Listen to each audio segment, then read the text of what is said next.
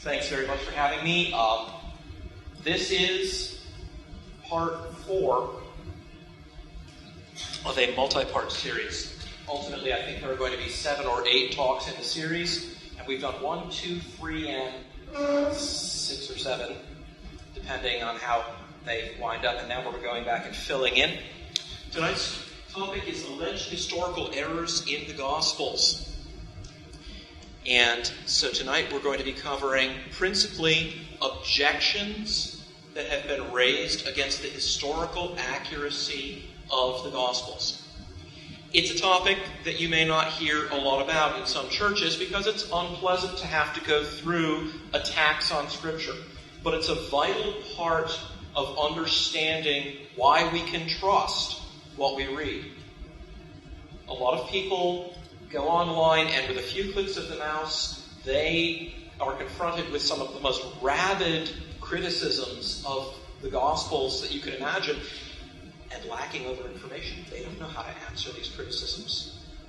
So I've chosen as a little epigraph for tonight's talk, Proverbs 18:17.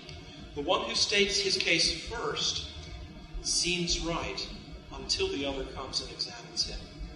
The critics have made their case. We're going to go through that point by point, and then we're going to come and examine what they have to say.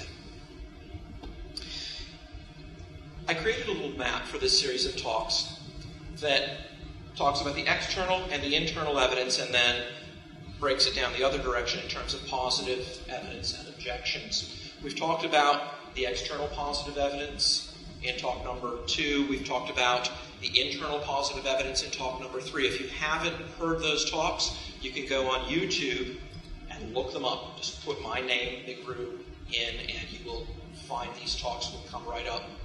And just don't get Tim McGraw, which a lot of people do when they're going to search for my name on YouTube.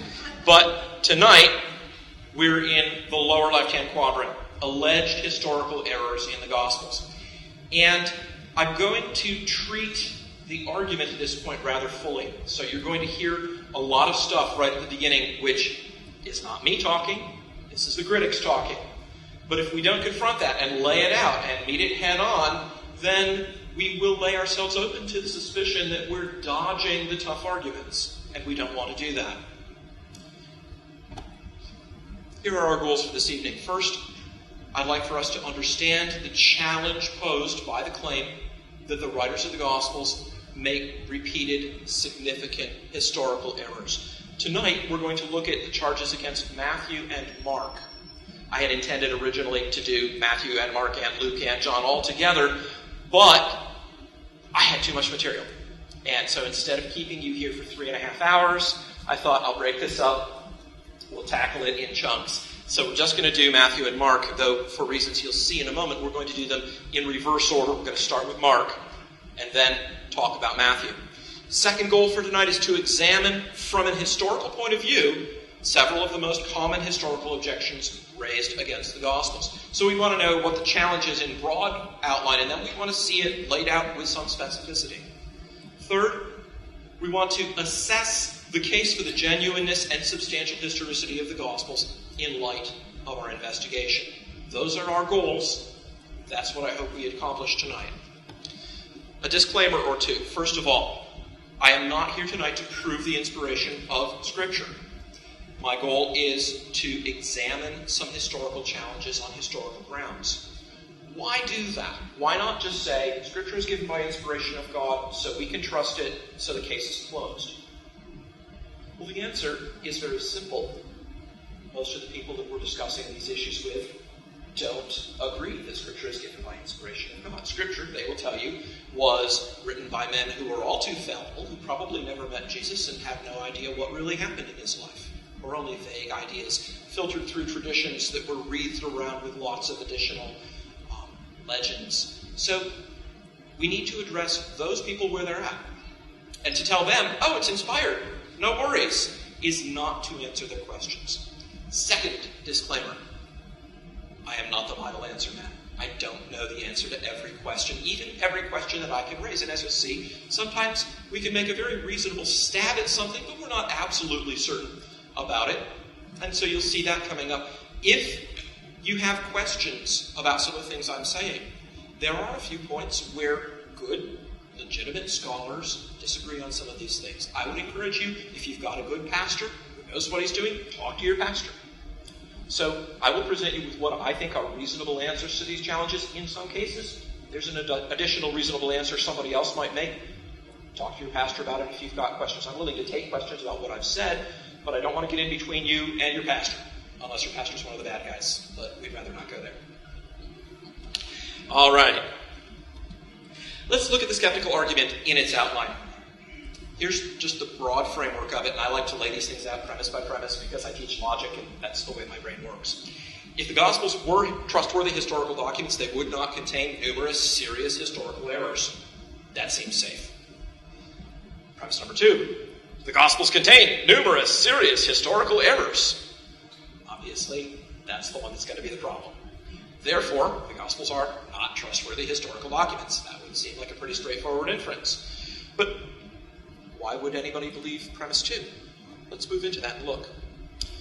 We're going to start with Mark because it is widely believed that Mark was the first of the Gospels written. I'm going to accept that without demur as a starting point. There are good scholars who disagree with that still, but today the majority position is that Mark was the first one written, and I don't have a problem with that, so I'm not going to argue about that or try to cast any doubt on that. So the Gospel of Mark was the first of the 4 Gospels to be written, and it was used, in some way used, maybe a copy right in front of them, maybe by memory, but used by the authors of Matthew and Luke. Sometimes, especially when reporting Jesus' words, it's nearly word for word. But, premise 2, Mark contains serious errors in Palestinian geography, Jewish culture, and Jewish law. If that's true, then we have a problem. Mark was not written by someone who knew it firsthand about Jesus' life and ministry. And then the problem metastasizes. Because if the author of Matthew had been a disciple of Jesus, he would not have used such a defective source. Therefore, the author of Matthew was not a disciple of Jesus. But, next premise, if the author of Matthew is not a disciple of Jesus, we do not have good reason to trust what he says about Jesus' ministry. I don't necessarily agree with premise 6, but I think that premise 2 in this argument is an even better place to press the argument. So I'm not indicating I agree with this, but you can see where the conclusion gets drawn anyway.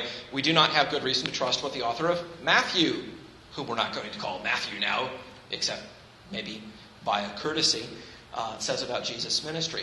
Then we would have a problem with both Matthew and Mark. So a lot depends on getting our facts straight about Mark. Well, let's list some of the points in the case against Mark. Number 1, Mark is mistaken about the geography around the Sea of Galilee. Most of Jesus' ministry is set around the Sea of Galilee in the first 3 Gospels. That's where we find him. Until he goes down to Jerusalem, they're centered up there. They tell the story from the point of view of Galilee. So that would be a huge problem if Mark just doesn't know Galilee. Number 2, Mark is mistaken about the geography of the coast of Palestine. Moving west from Galilee, we get to the Mediterranean Sea pretty quickly. There's a discussion of Jesus' travel route on the coast. Some of you heard a previous lecture where I discussed this point. I'm going to do it again because I want to pull it all together in one place here. Number 3, Mark is confused about the relation between Judea and the Jordan River. We'll see about that.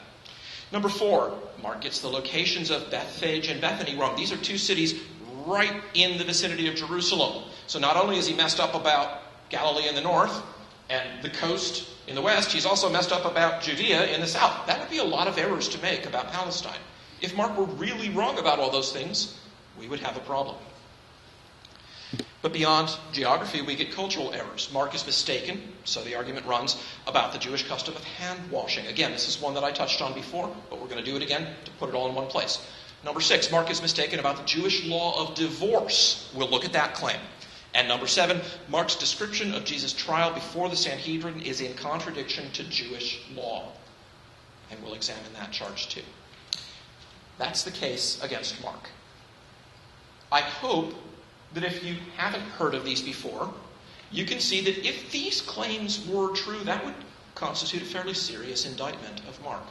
I'm not pulling any punches. I've combed through the Anchor Bible Commentary series and a lot of other sources trying to find the most plausible objections that have been made by people who are real scholars so that nobody can claim that we're leaving out the hard ones, that we're ducking and avoiding the difficult issues. Let's go through these one by one. Here's objection number 1. Mark chapter 5 tells the story of Jesus' healing of a demoniac.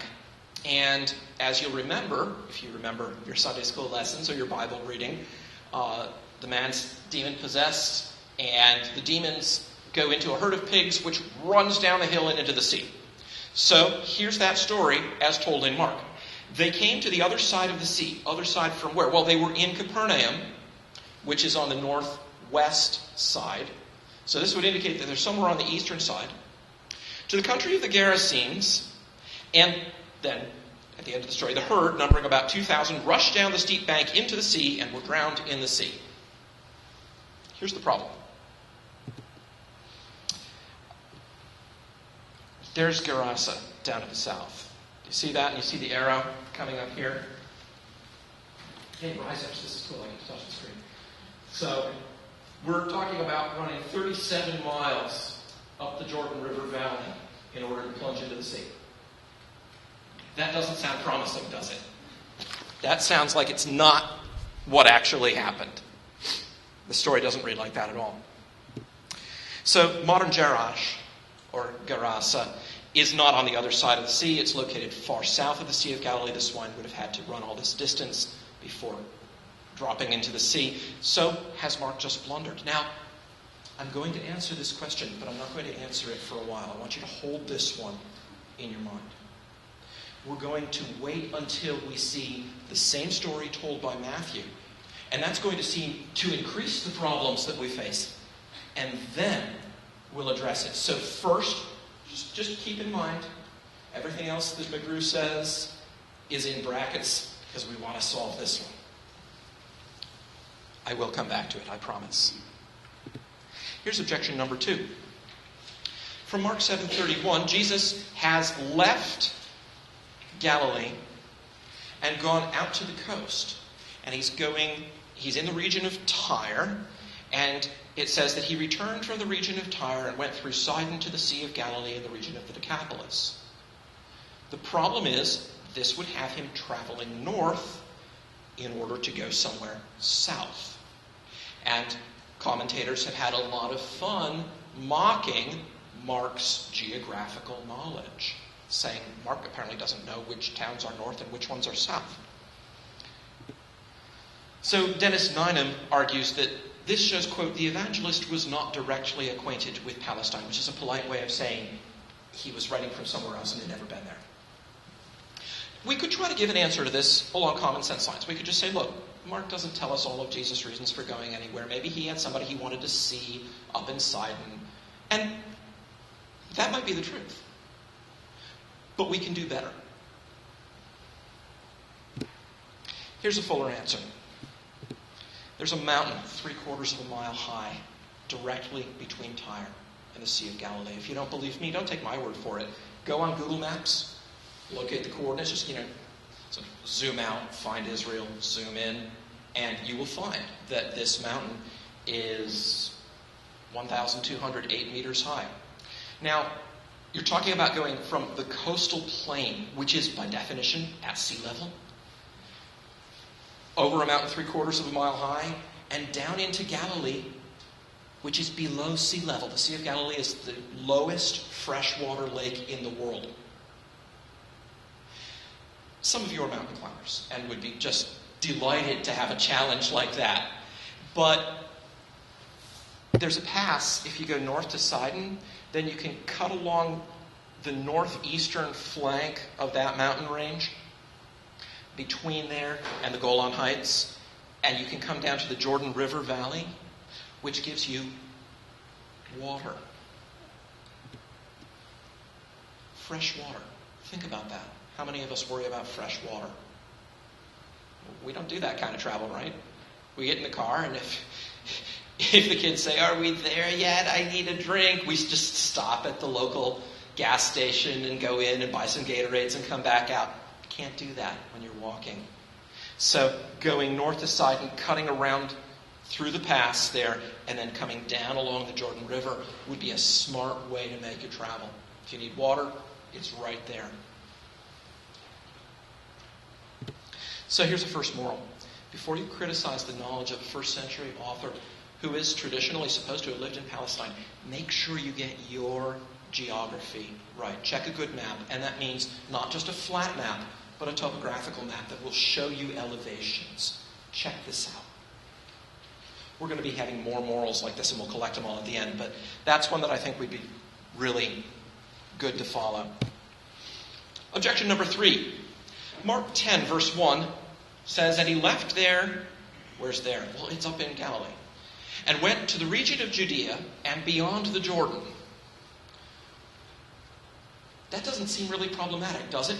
But listen, if you go looking for trouble in Scripture, you can find trouble. And sometimes that finding takes the form of inventing trouble. This is one that I think is an invented problem. Here's what some critics have said. The Jordan River is the eastern boundary of Judea. Did Mark just say that Jesus, coming from Capernaum, would have crossed the Jordan to go to Judea? Because that would be wrong. He's already west of the Jordan. If he crossed it, he'd be out of Judea, not in it. So one commentator has even said, and this has been picked up by another, that this is theological geography, and they've invented some fanciful story about what it is about crossing the Jordan. Right, maybe it's a Moses story. How did the children of Israel get into the promised land? Oh, they crossed the Jordan. Well, Jesus is crossing the Jordan. Think so? Let's read that verse again. And he left there and went into the region of Judea and beyond the Jordan, paran tu Jordanu. That phrase is familiar to those of us who have read the Greek New Testament. That's where John the Baptist used to baptize people, beyond the Jordan. In fact, we've got exactly that phrase in John 10:40. He went away again across the Jordan, paran tu Jordanu, to the place where John had been baptizing at first. This means he went to Judea, look at the verse again, to the region of Judea, and then crossed the Jordan to the place where John had been baptizing people. There's nothing crazy here. There's nothing about crossing and recrossing the Jordan to get back into Judea somehow that got left out. It's just a simple, straightforward way of saying he went down into Judea and then across the Jordan, just like John used to do. That's all there is to it. How about objection number 4? Mark 11:1, another geographical one. Now when they drew near, this is on the way to the triumphal entry. Okay, when they drew near to Jerusalem, to Bethphage and Bethany at the Mount of Olives, Jesus sent 2 of his disciples, and you all remember the story, right? What does he send the 2 disciples to do? They're going to find a donkey, bring it, and he's going to ride in on it. People are going to strew the branches in their way, and then they're going to receive him joyfully and all that. Okay, so the objection starts like this. Does Mark give the wrong order of Bethphage and Bethany for someone traveling from Jericho to Jerusalem? Oh, wait. If we did this, we'd come to Bethany first and Bethphage next. But he says to Bethphage and Bethany. Oh, did he get it wrong?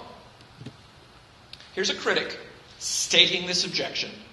And again, he's quoting Dennis Nynham, who is a fount of nonsense on these issues. But I think that's where a lot of people get this objection. Quote, anyone approaching Jerusalem from Jericho would come first to Bethany and then Bethphage, not the reverse. This is one of several passages showing that Mark knew little about Palestine. We must assume, Dennis Nynham argues, that, quote, Mark did not know the relative positions of these 2 villages on the Jericho road. Let's read that verse again. Now, when they drew near to Jerusalem, to Bethphage and Bethany, at the Mount of Olives, Jesus sent 2 of them. Does it say when they drew near to Jerusalem, they came first to Bethphage, then to Bethany? No. Well, where are these places? They're both on the eastern slopes of the Mount of Olives, about 800 yards apart. Do you begin to see what's going on here? Mark is simply telling his readers, when we're, about there, we're on the road, we're right at the place where Bethphage and Bethany are, because they're not really far apart, it's a few blocks. That's all. Then Jesus sent a couple of people on ahead. That's all he's saying. He's not talking about the order of them. He's telling you roughly where they were when Jesus said, okay, 2 of you guys go on ahead. That's all. Second moral. When someone claims that a first century author has made a geographical error about the country where he is supposed to have lived, read the passage for yourself and try to use some common sense. Okay. Moving on to Objection 5. This is one that we covered before, and there's one of my favorite people to use as a target. Bart Ehrman, a former Baptist minister, now an apostate, who writes books attacking Christianity. Says Ehrman, Mark 7:3 indicates that the Pharisees and all the Jews washed their hands before eating so as to observe the tradition of the elders. This is not true. Most Jews did not engage in this ritual. I want to know when Mark says something like that. So, how many first century Jews have you interviewed? Do you have statistics on this? So let's try to reconstruct this. What would the argument be? Well, in Exodus 30 and Exodus 40 and Leviticus 20, there are regulations about ritual purity and washing your hands, but they're regulations for the priests. The people in general aren't called to observe these. But even if they weren't told they had to, did they observe these practices? Because the Second Temple Jews were the Puritans of Judaism. They believed in something rather similar to the priesthood of all believers. So it's not enough to say they didn't have to do this. The question is, did they do it? Well, let's inquire about some of the Jewish evidence. First, let's start before the New Testament time, around 200 BC. In the letter of Aristeas, we have the following quotation. And as is the custom of all the Jews, they washed their hands in the sea and prayed to God. The custom of all the Jews involving washing their hands in the year 200 BC? That's interesting. And then, from Jesus' own time, Philo of Alexandria, a Jew writing in Egypt, the law, quote, does not look upon those who have even touched a dead body, which has met with a natural death, as pure and clean until they have washed and purified themselves with sprinklings and ablutions. He is not talking here just about priests. He's talking about anybody. There are also tractates in the Mishnah. This is from a period subsequent to the time of Jesus' life and the founding of the church. So we've got it bracketed. We've got it from 200 BC. We've got it right in the first century. And then we've got it from 200 or 300 AD as well, reflecting earlier traditions. That's the written evidence. How about the archaeological evidence? Well, here's a modern scholarly opinion on the topic. The centrality of impurity to Jewish life in the Second Temple period is supported by archaeological evidence. The discovery of mikvaot, these are washing sort of tubs almost. They look like almost like a mini baptismal. In such diverse places as Gamla, Sepphoris, Herodium, and even Masada, down along the western coast of the Dead Sea, where the rebels held out after the Jewish war in the 70s, suggests that in Palestine the removal of impurity was, now listen, get this right, not a rite reserved only for approaching the sacred precincts of the temple, but was common practice for Jews of all walks of life. Quotation goes on. The textual evidence suggests that the Jews of the diaspora, those would be the Jews outside of Palestine, also purified themselves, if not through immersion, then by sprinkling, splashing, or hand washing. This quotation comes from a study of the subject by Susan Haber, published in 2008, so I hope I can't be accused here of relying on outdated material. Moving on to objection number 6. In Mark 10, we have a report of Jesus' teaching on divorce. Now, something that you learn as soon as you start comparing the Gospels is that some of them give a fuller account of what happened in one place than others do. In this case, Mark's got something that none of the others have. instead of simply telling us that if a man divorces his wife and marries another, he commits adultery, he also says, and if she divorces her husband and marries another, she commits adultery. Oh, is it a blunder on Mark's part? You see, Deuteronomy 24 makes provision for a man to divorce his wife. It doesn't say anything about a woman's divorcing her husband. That's not permitted. That's just not something Jewish law even contemplates. So, scholarly fantasy has been wreathed around this verse. Was Mark a Gentile? Maybe he betrays his ignorance of Jewish law by saying this. Or maybe he's deliberately changing Jesus' teaching to make it more relevant to a Roman audience. You know, the way that some preachers today change Jesus' teaching to make it more relevant, they think, to their audiences. Oh, yeah, nobody would ever do that, right? Okay, well, let's have a look. Here's a critic stating the objection, a pair of critics actually, to Catholic scholars in a commentary on Mark. This sentence is generally regarded as an addition to Jesus' teaching that was made to address situations related to Roman legal practice whereby a woman could initiate divorce proceedings. Pretty blunt there. Jesus didn't say it. Mark, or whoever wrote that gospel, just added it in to sort of make it more relevant. Oh, really? You know, there's a Jewish historian named Josephus, and I just love this guy because he was born around the year 37 and grew up in Jerusalem before the Jewish war. He was a participant in the Jewish war. He defected to the Roman side, and when the Romans won, they showered him with favors, and he was able to write a history of the Jewish people called the Antiquities of the Jews. And in that, it's the best commentary you will ever read on the Gospels because it gives you so much information from a perspective of a Jew friendly to Rome, but still tons of information about this. You know, he talks about Galilee at that time. Jesus is preaching in Galilee. The Pharisees have come up to question him in Galilee. Galilee is under the rulership of Herod Antipas, one of the younger sons of Herod the Great. And Herod Antipas has married his brother's wife, Herodias. Herodias, he says, took it upon herself to confound the laws of our country. Why our country? Because Herodias was a Jewess. And divorced her first husband, Antipas' half-brother, to marry Herod Antipas. This is all in Antiquities of the Jews, Book 18, Chapter 5. Section 1 and 4 tell the story.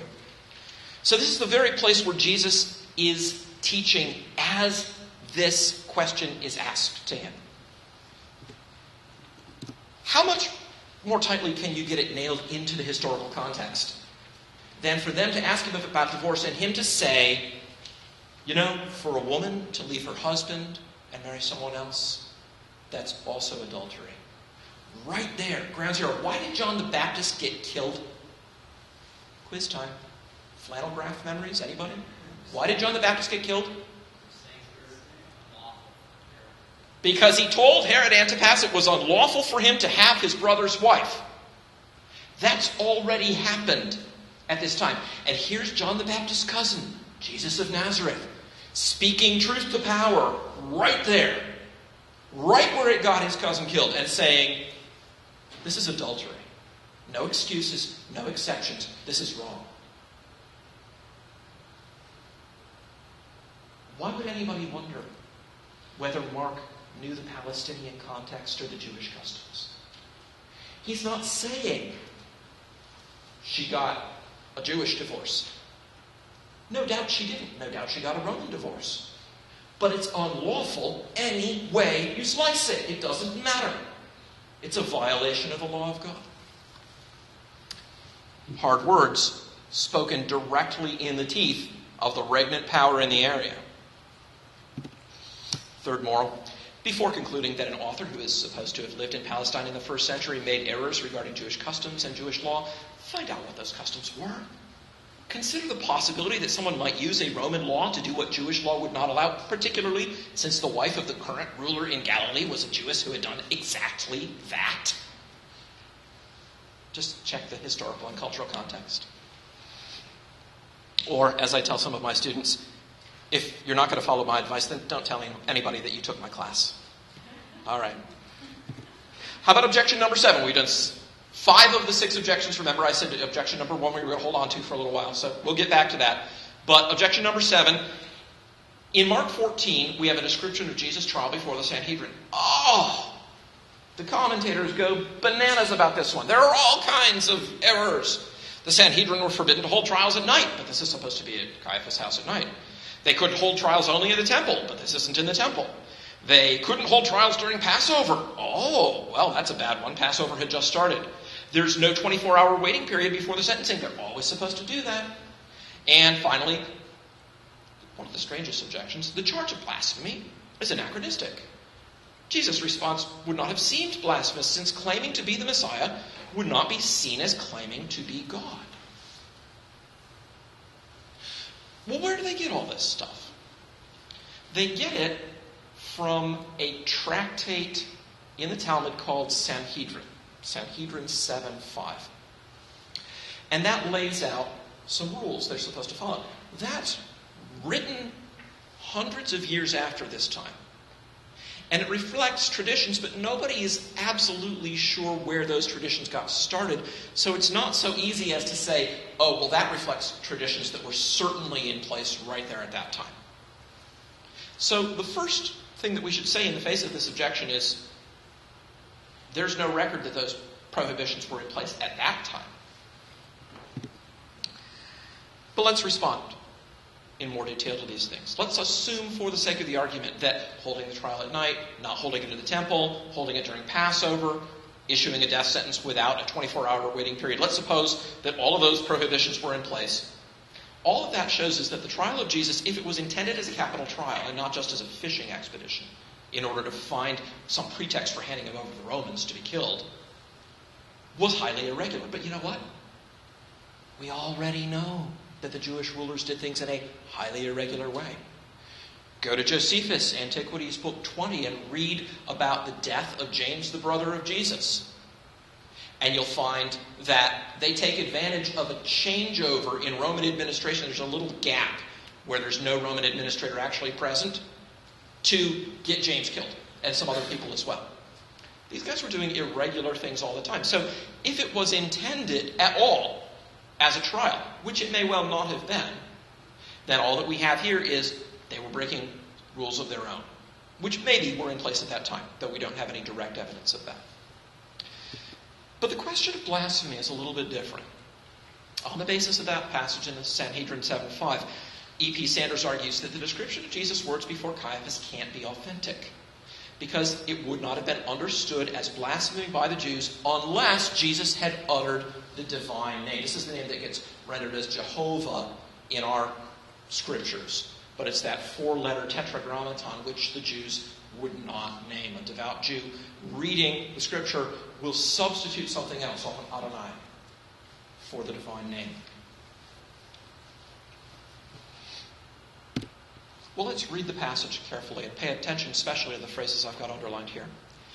Again, the high priest asked him, "Are you the Christ, the Son of the Blessed?" Christ there is the word for anointed one. It means Messiah. So he's asking if he's the Messiah. And Jesus said, "I am." That's not all he said. He also said, "And you will see the Son of Man seated at the right hand of power and coming with the clouds of heaven." And the high priest tore his garments and said, "What further witnesses do we need? You have heard his blasphemy. What is your decision?" And they all condemned him as deserving death. What clues do we have as to how those words would be heard by Jews of this time?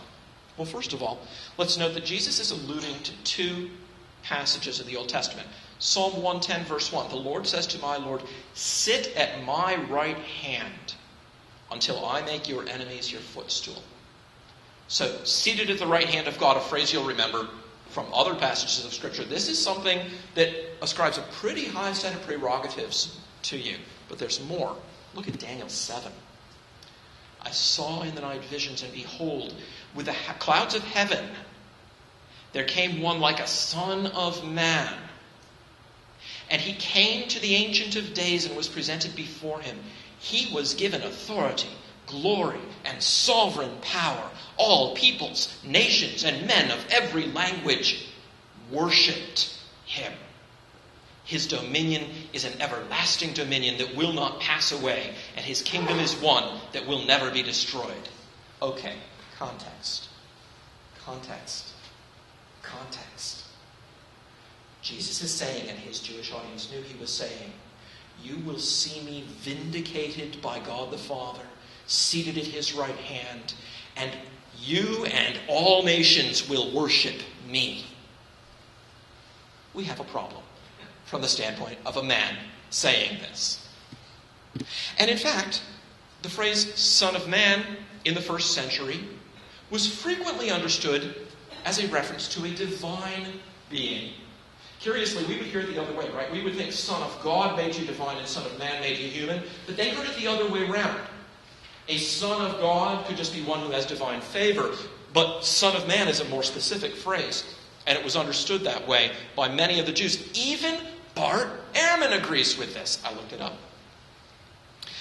Second point, we've got a contemporary of Jesus, the Jewish writer Philo of Alexandria, and he treats any personal assumption of the prerogatives or nature of God as blasphemy, whether you say the divine name or not. And you can look it up in Legatio ad Gaiam 26, in Flaccus 5, De Somniis 2:18.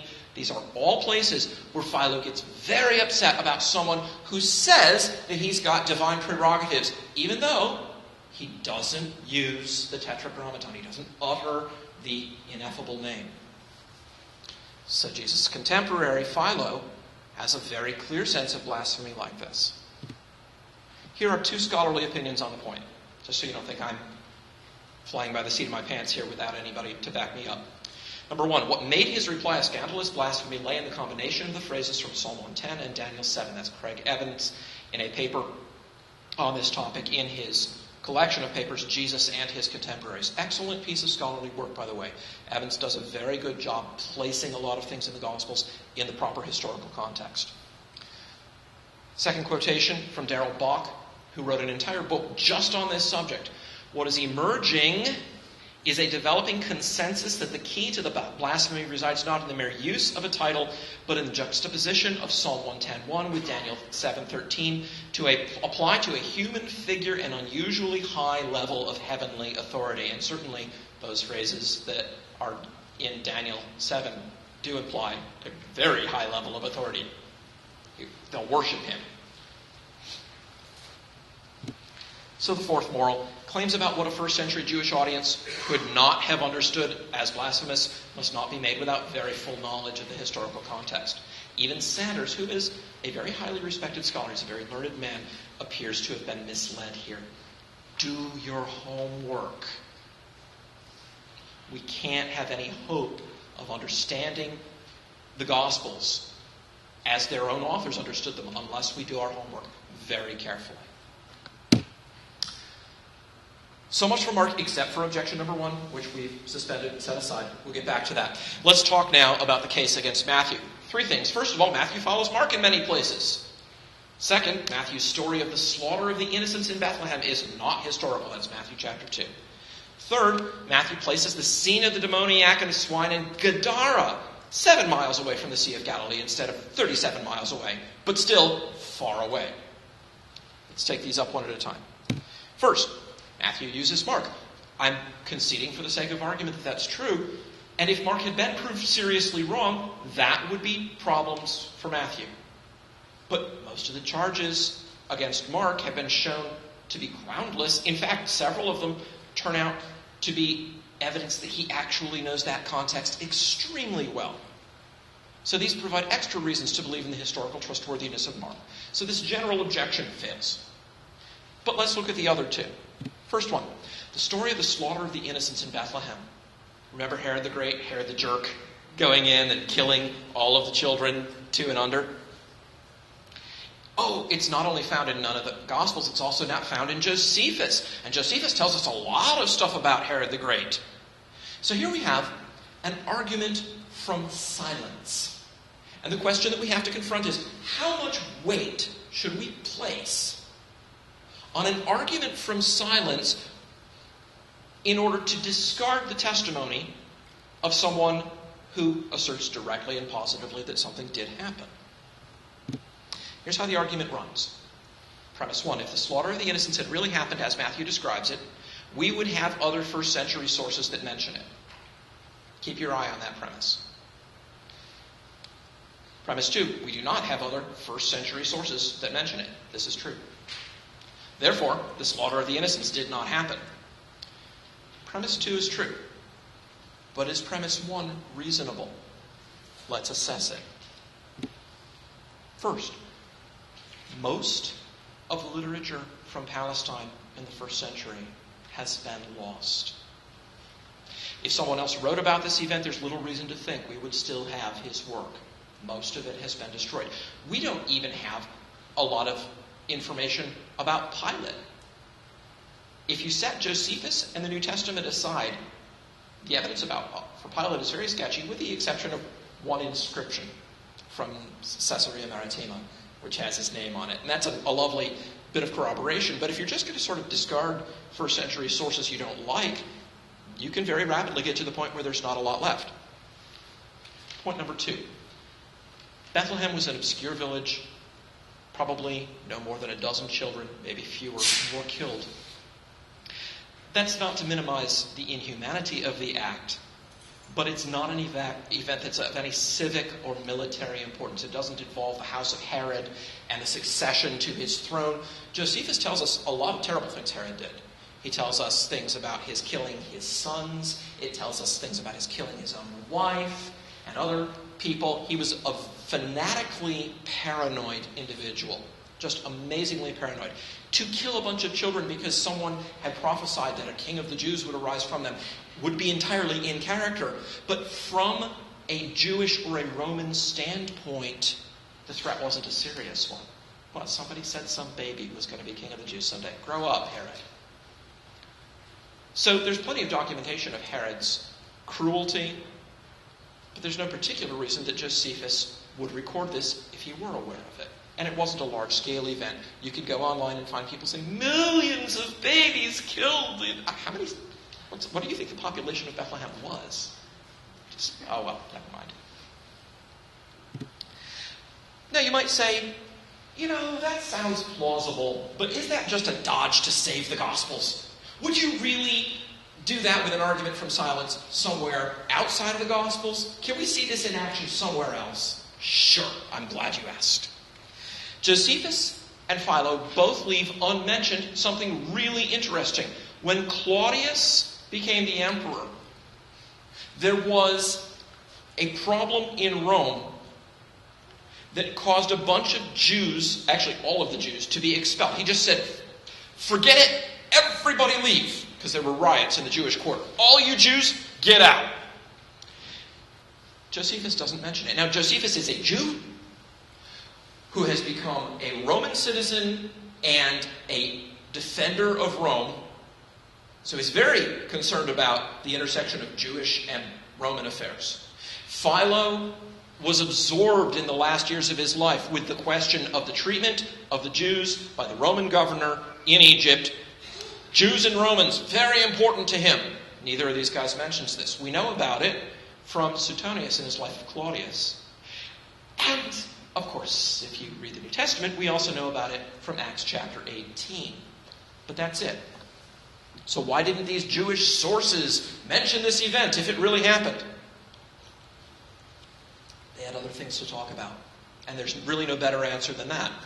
But you can see that if we were to take this argument from silence, we'd say, oh, the first century people don't talk. Well, why should they? Oh, because they cared a lot about these affairs. Well, look, here's a case where they were intimately concerned with exactly these kinds of issues, and neither one of them says it. We can think up possible explanations for that. We can say, maybe Josephus thought it looked bad for the Romans to do this, and he didn't want to make the Romans, who were now his patrons, look bad, so he left it out for that reason. Maybe that's it. We really don't know. But an argument from silence is always a precarious thing. Think of it this way. When an author says something happened, there are a very limited number of reasons for this, right? He thinks it did happen, or he thinks it didn't happen, but he wants you to think it did, so he's lying. And the explanations. When he doesn't say something, there's all kinds of reasons he might not say it. Maybe he said it in a different document, and that document's been lost, and we don't have that, and he didn't feel like repeating it himself, and he didn't know what documents would survive to the 21st century for us to read, so it wasn't a big deal for him to duplicate his work. Maybe it slipped his mind.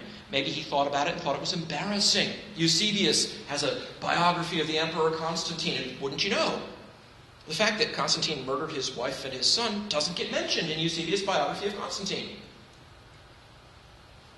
Do you think maybe the fact that Constantine had commissioned the biography might have something to do with that? But sometimes we know these things, sometimes we don't. Sometimes we have to guess, but there are a lot of reasons for people to leave out things that we would have expected to be there. I do not know why Ulysses Grant, in his 2-volume memoirs of the Civil War, almost day-by-day memoirs recording events great and small, makes no mention of the Emancipation Proclamation. I don't know why he leaves it out, but he does. The book's online. You can go read it, both volumes. I don't know. I can't always tell you why someone leaves something out, but they do. Despite Josephus' silence, all historians acknowledge that the Jews got expelled from Rome. Let's do another one. No first-century source we now possess records the destruction of Herculaneum and Pompeii in the eruption of the volcano Mount Vesuvius in AD 79. Pliny, the Younger, tells all about it in a very long letter. He talks about the fact that his uncle died in the eruption. He tells us a whole lot of details about it. He just doesn't happen to mention that it buried 2 populated towns. Nobody infers from Pliny's silence the events didn't take place because we've dug it up and we know it's there. Here's another one. I go back to Mark, so I could have made this objection number 8 to Mark, but it's so silly I didn't. Mark 15:33. At the 6th hour, darkness came over the whole land until the 9th hour. This is the crucifixion, right? Oh, Edward Gibbon in Decline and Fall of the Roman Empire, chapter 15, that notorious chapter, tells us that a distinct chapter of Pliny, this would be Pliny the Elder, Pliny the Younger's uncle, the guy who died in the eruption of Vesuvius, he wrote a natural history. A distinct chapter of Pliny is devoted to eclipses of an extraordinary nature and unusual duration, but Pliny does not mention this darkness. Oh, well, if the darkness had really happened, how could Pliny have missed it? And that's, of course, what Gibbon wants his readers to think. He's quietly, slyly casting doubt on the historicity of the event. Okay, before we leave this slide, look at that phrase in the verse. The whole land. Okay? What does that mean? Well, it's a pretty flexible phrase. It could mean the whole empire. It could mean the whole region. It's not certain what it means until we look at the context. Let's assess Gibbon's argument from silence. Number 1, Pliny didn't live in Judea at the time. So if the whole land is Judea, then there's no reason for Pliny to have been there and taken note of it. Number 2, the darkness could not have been due to a solar eclipse. Just solar eclipses happen when the moon comes between us and the sun. We just had one of these. But Jesus was crucified at the Passover. And in the Passover, part of the timing of it, according to the Jewish calendar, is that there's a full moon. And the moon doesn't come between the earth and the sun except at a new moon. So, just impossible. Not credible. And it wouldn't have lasted 3 hours anyway. But the third point's the most interesting one. That entire chapter of Pliny, it's 18 words of Latin long. That's the whole chapter. Here, I'll translate it for you. Unusually long, portentous eclipses of the sun also take place, as when Caesar the dictator was slain, and in the war against Antony, the sun remained dim for nearly a year. Next chapter. That's it. That's the whole... Now, hand on your heart. When you read what Gibbon said, didn't you think there would be a little bit more to it than that?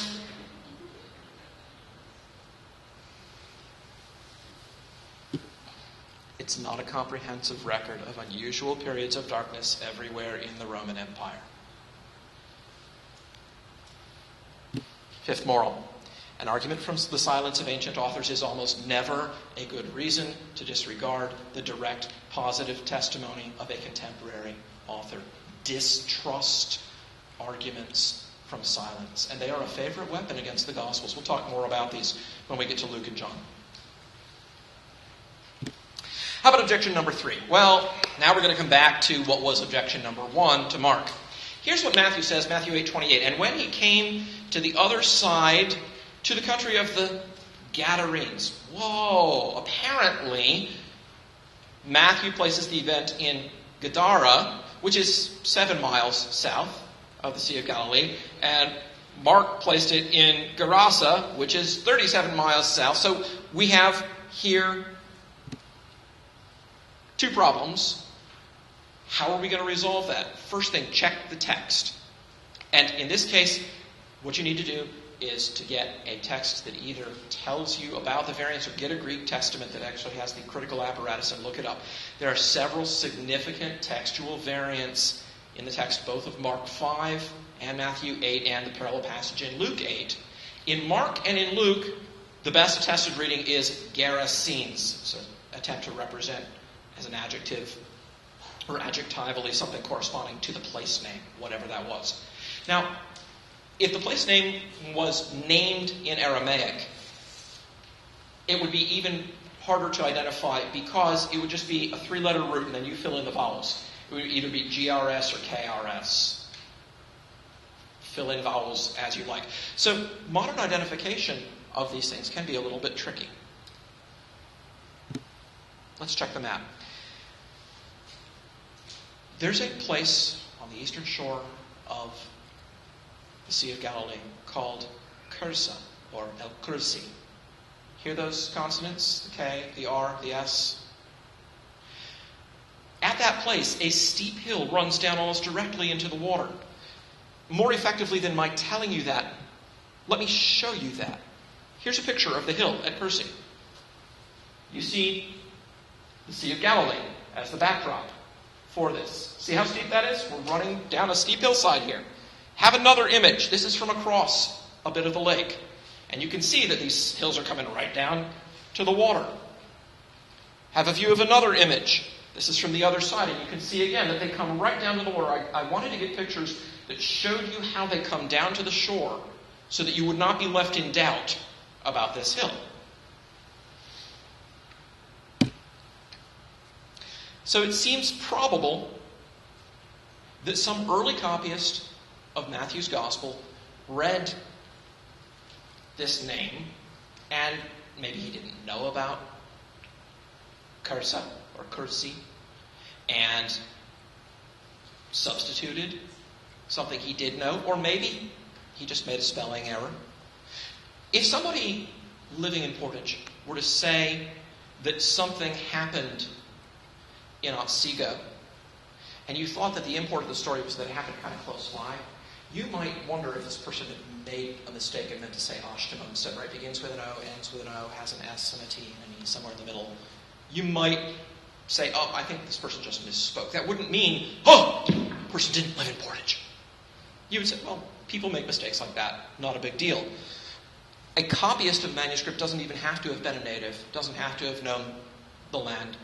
And so, one plausible resolution of this whole thing is just that the copyist who was making an early copy of Matthew, which then itself got copied multiple times, either filled it in thinking he was correcting it or just couldn't spell any better than my students can spell.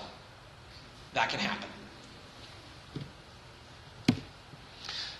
Okay, let's go back over these objections one at a time so that we know we've covered the ground.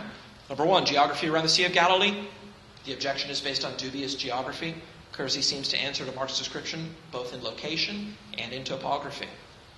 The geography of the coast of Palestine, bad geography. A topographical map reveals the rationale that Mark leaves unstated.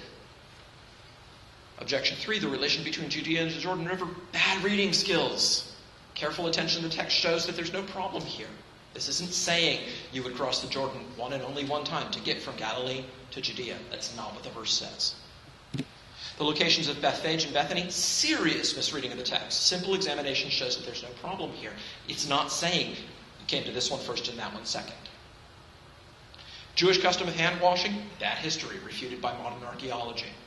The law of divorce, shockingly bad history, refuted by reference to Josephus. This has been known for thousands of years. We should be able to read Josephus. Come on now. That's crazy. That's really bad. Jesus' trial before the Sanhedrin, first of all, it's based on the assumption that it was a formal trial, which is doubtful. Second, even if it were, it would at most prove that the Jewish leaders didn't always follow their own rules. And reading Josephus, we know that already. Third, Jesus' use of Psalm 110 and Daniel 7 would qualify as blasphemy by the standards of first century Jews like Philo. And a hostile jury looking for an excuse to condemn him to death would certainly find that to be a sufficient excuse. How about the objections to Matthew? Matthew follows Mark in many places. Well, since Mark has been shown to be innocent of the criticisms leveled against him, this is not a problem. Matthew's story of the slaughter of the innocents isn't found in other first century sources. Yes, that's true, but this is merely an argument from silence. And that's not a serious reason to doubt Matthew's account. And third, Matthew's reference to the region of the Gadarenes is different from Mark's reference to the Gerasenes. Probably just an early scribal error. Somebody copying it, spelled it wrong, or thought he was correcting an error when really he was introducing one. Here's a summary of the morals that we can draw from our examination tonight. Number 1, check a good map. Number 2, read the text for yourself. Do not assume that because someone tells you something solemnly, it means he's actually read the text properly. Number 3, check the historical and cultural context. Number 4, do your historical homework. Number 5, distrust arguments from silence. If you want more, there's a web page or two for you. I have been telling you about the website where I put some of this material together at historicalapologetics.org, but I also want to draw your attention to apologetics315.com. My friend Brian Oughton is the one who's been putting these talks online. He takes the audio files together with my PowerPoint and he creates the YouTube videos that are up there now. He's got tons of fresh material every day. He's got a contentful post up. So go to Apologetics315, have a look at the resources that Brian's got there. And if you're on Facebook, you could always like the Library of Historical Apologetics. That's our webpage, and we put material up there periodically as well. Thank you. That's what I had for you here. And I would be happy to take any questions that you might have now about this material, especially focusing on Matthew and Mark. If you ask me about Luke and John, I may defer because I'm saving some of that for the next talk. Sorry? That is a good question. We need to schedule this in sometime before VBS begins here, right? Because this place is going to be a madhouse at VBS, I'm told. 315 people last year, kids. So we don't want to overlap with VBS, but we'll try to get it in. Maybe we can do part 2 just before that begins. Sure, there'd be a couple of weeks in June. Sometime in mid-June, then we'll aim for. Does that sound good? All right. Thank you. Okay, so the question is, with the Gospels, is there a reason to believe that the authors would be alive at the time that their works were being copied and circulated? I think the answer is that although we don't have a lot of direct evidence about that, common sense would indicate almost certainly yes. Think about this. Churches have been founded on the basis of teaching about Jesus. What's the first thing these people are going to want when they hear that there's a written record of his life, teaching, and ministry? They want a copy. Read about churches where they don't have that. Read, say, Natasha Vince's autobiography, where she tells about her father, Georgie Vince, going around to the churches, and a single page of the Gospel of Mark would be a precious possession. And they were actually running an underground printing press to print little tiny copies of the Gospel of Mark that could be easily hidden. This would have been a hot item. As soon as it got out, it's almost certain that it got copied and recopied and recopied and recopied. So that would have been one of the first imperatives of the early church. Give us these copies. Beyond that, we have excellent testimony that John, who was probably the youngest of Jesus' disciples, maybe 15 when Jesus began his ministry, died very late in the 90s. in his extreme old age. He'd been in his 80s at that time. So here you've got somebody whose lifespan went right up to the end of the century. And there were many other people who had been followers of Jesus. Remember, Jesus didn't have just 12 apostles, 12 disciples. He also had a group of 70 who were with him, heard his teaching, and were sent out. And so many of those people were still alive later after the destruction of Jerusalem. And we've got the record of Papias, who says that he actually heard some of these people, and he said, I didn't care so much what someone had written as a living voice. I wanted to know what the people who had heard Jesus or who had heard Peter, how did they interpret the Scriptures? So these people were still going around at that time. So there were plenty of people around to put a check on anything truly crazy that was worked into the Gospels at that time. So the answer is probably their own authors lived to see pretty widespread dissemination of these texts. And secondly, several of Jesus' apostles lived well on past the destruction of Jerusalem in 70 and towards the end of the century. So there were people around who could have cried halt if there had been something wrong. John's Gospel itself is a really interesting piece. But I'll restrain myself from saying more about that. I'll talk more about that next time. More questions? Yeah? Yeah. There's a Caesarea by the sea, Caesarea Maritima. That's over on the shores of the Mediterranean Sea. And there's a stone there that's got an inscription that names Pilate. If you throw out Josephus in the New Testament, you've thrown out the stuff that gives us any detailed information about Pilate. It's a little shocking because he was an important official for a crucial period of time there in Palestine. But the fact of the matter is that those are our sources, and if you lose them, you pretty much lost it all. What that illustrates is just that we're at the mercy of whatever sources are left. And once you start becoming hypercritical and saying, oh, I won't trust this source, and I won't trust that source, well, good grief. What a way to do history, right? Except for all the sources that name Abraham Lincoln, we haven't got any evidence that Lincoln existed. Is that a good way to reason? Would anybody accept that in any field other than New Testament studies? Yeah, probably some Old Testament studies, right, Pastor? You've seen some of the craziness out there. But really, if it weren't a scriptural text, this level of criticism would not be tolerated by historians. In any subject not religious, this would be laughed out for. Right. So the question is, when they ask Jesus if he's the Christ, the Son of the Blessed One, and he says, I am, is that choice of words a deliberate recapitulation of those awesome words to Moses, I am? And the answer is, some commentators have said that. I think Gundry suggests that, and it's been kicked around a little bit. It's hard to say because the words in Greek, ego eimi, are just a very simple way of saying I am in the normal sense. So it's a bit of a reach to invest that with extra meaning. On the other hand, when we get to John utters those words in a different context in a way that puts them in context when he says, before Abraham was, I am. And the Jews pick up stones to stone him for blasphemy. So there, he's doing it deliberately.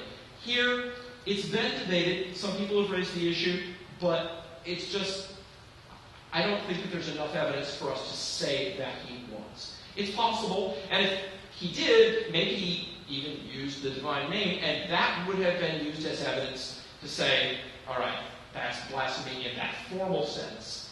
But I don't think we need that to explain why I thought he was uttering blasphemy. Does that answer your question? Great. Oh, good. You've got a study Bible that actually has the reference material right in it. That's good. Some people think I have to study the Bible for myself, and what that means is I have to take the bare text. Usually they don't take it in Hebrew and Greek, but anyway, a bare translation, no cross-references to help me. And I've known a lot of people who say, I'm going to find out what the Bible says for myself. You're handicapping yourself if you don't make use of the work of scholars who have gone before. Take advantage of their scholarship. Make use of what they've discovered. Sure, read it yourself. Read it critically. But ignorance is not a prerequisite for understanding. So I'm glad that you've got Bibles there that have good reference apparatus. That is excellent. That warms my heart. Thank you. Right, so the point that you're making is, since we have very early uses of the Gospels, and in Papias, even in just the fragments of Papias that survive, we've got attributions of two of them. Almost certainly he wrote a commentary in which he talked about all of these, and we've got them playing a really important role in the Apology of Aristides. We get material from everything from the Gospel of John through to the Ascension, which has got to reflect at least some of the synoptics or Acts. And then he says to the Emperor Hadrian, to whom it's addressed, you may learn more of the renown of his character in the evangelical holy scriptures if you will read them. The implication being, you can find a copy of this. So they're not hidden, they're out there. Ask for a copy, one will be given to you, you'll find it. So these were written, we know, read, they were already written and held to be holy documents. Justin Martyr says they were read in all of the churches on Sundays. All of the churches, in the towns and in the countries. And one of the criticisms this was made of the 2nd century heretic Marcion, who took a copy of Luke and chopped out the parts he didn't like and published the rest of it. One of the criticisms, very interesting, is that he published it without any name on it. Why would that be a criticism unless the common practice was to put the name of the author with it? By the way, you will hear people say, and this is a pet peeve of mine, that the Gospels circulated anonymously, and they were anonymous right up until Irenaeus, toward the end of the 2nd century. That would give you the impression that we've got early copies of the Gospels with no names attached. Guess what? We don't. We not only have no Gospels that have no names attached, we have no record of any of the 4 Gospels ever being circulated anonymously. We have no evidence of it. We have no evidence of disputes about the authorship. There's a whisper among some Gnostics, we don't even know their names, that maybe John was written by Cerinthus instead. They're simply dismissed out of hand by the church. Within the church, there was never any doubt. There's no doubt mentioned at all until the year 400 or so about any of the other Gospels by anybody, not even by a heretic or a critic like Heracleon or Porphyry or Celsus. Nobody questions this. Celsus says, I'm taking these things from your own writings. He mocks the Gospels, but he draws only entirely from our 4 Gospels. Porphyry was not at all above post-dating something if he thought he could get away with it. He does that with Daniel because he says, the description of Antiochus Epiphanes is too good. Prophecy doesn't happen, so it must have been written after the event. But he never tries that on the Gospels. So, yeah, we've got attestation, we've got these things widely known. Every indication we have is that there simply wasn't any doubt, there wasn't any question, which means they were circulated at a time when people who knew what had happened could have said, wait, that's not my writing, wait, that's not what happened. If there were anything in them that were a substantial variation from what had happened, they'd been able to point it out. And they didn't. That's not a guarantee, but it's good evidence of the kind that historians work with all the time. So I think you're exactly right about that. Right, so the question is, in an earlier talk, I mentioned that Archelaus, who was not an emperor, but was reigning in his father's stead, panicked when the Jews looked like they were on the verge of revolt, and he had 3,000 Jews slaughtered in the temple. Josephus does write about this in the Antiquities. And in fact, it's one of the things that keeps being brought up, because the Jews couldn't stand Archelaus. So they go and they complain to the emperor, Archelaus is a jerk, he's terrible, he's horrible. And eventually Archelaus gets deposed and banished from his management. So Josephus does tell about that. Why then doesn't Josephus talk about the emperor, an even more important person, expelling the Jews from Rome when they're rioting in Rome? And the answer is, I don't know why. But the fact is, Josephus doesn't talk about it. And Suetonius does. And Luke, in the book of Acts, just casually mentions Priscilla and Aquila were lately come into Asia Minor. because Claudius had expelled the Jews from Rome. And then he moves on. That doesn't play any further role in the story. He's just explaining how did they come to be there. So we know it happened, and we don't really know why Josephus doesn't stop to mention that. We can guess. We can say maybe he didn't want to make recent emperors look bad, especially Claudius, who was one of the more sane and mild-mannered emperors. I mean, he moved from Claudius to some pretty crazy people. So, Nero's in there by the 60s, and he and Caligula sort of vying for the title of the most dangerous crowned madman this side of Ivan the Terrible. They were really wild. But the answer is, we don't know. But what we do know is that the silence of Josephus is not a good reason to say the event didn't happen. We have other evidence for it. We know it happened. And what that should do is just make us question and distrust arguments from silence. When somebody's like, if this had happened, so-and-so would have reported it. Sometimes they don't. And we can show over and over and over again. I can take you from Herodotus, the Greek historian, never mentions Rome. Rome that had a treaty with Greece. Rome that had just fought a war with Carthage. Rome that was a major power in this nearby peninsula. Never mentions it. We could talk about Alexander the Great and his career, the slaughter of the Bronchidae. Some of his biographers leave that out. Why? Well, maybe it was embarrassing. But other biographers have it in. What happened? We don't know. We could go on and on and on with examples like this. Really interesting examples. Christopher Columbus, what's he famous for? Sailing the ocean blue. Guess what? In the archives at Barcelona, there is not a scrap of information saying Columbus sailed in today with his ships. Nothing. That doesn't mean he didn't do it. It just means that for whatever reasons, and we're not sure what they are, they didn't document it. Marco Polo. What's he famous for? Traveling through China. He's got this massive travelogue. He never mentions the Great Wall of China. Think, Marco. Did you see something 15 feet high, 20 feet wide, 3,000 miles long? Maybe it was in segments. Maybe they were only a few hundred miles long apiece. But even so, no mention? No mention at all? Doesn't mean he didn't go to China. You can't lay a lot of weight on the argument, so-and-so would surely have mentioned this, because a lot of people don't mention a lot of things that were really there or really happened. And so it's just good historical practice not to rest too much weight on that kind of an argument. Any more questions? Thank you all for your time.